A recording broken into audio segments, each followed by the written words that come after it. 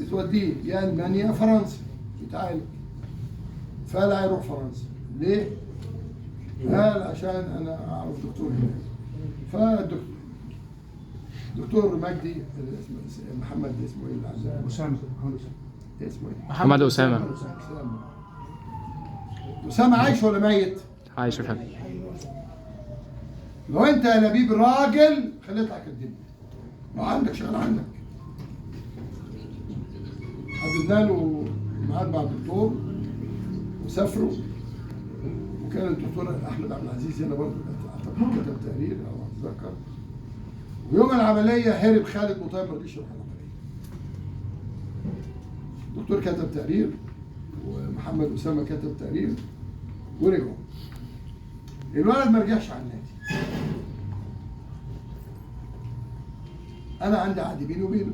الولد كان ليه شهرين. حطيت له الشهرين في حسابه. هنا الاداره المحترمه اللي البنت اسمها نادي رقصات الكومبارس شيكابالا حزمك اللي عمل المؤامره واوريكم ازاي عمل المؤامره. ها؟ هو البنت اسمها نيرة الاحمر.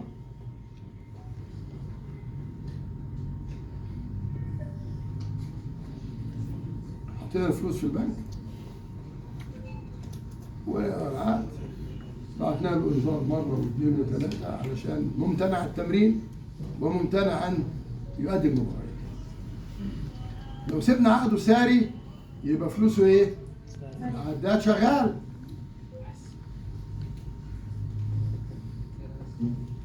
فسخنا العقد وبعتنا شكوى للفيفا بكل اللي انا قلته ده.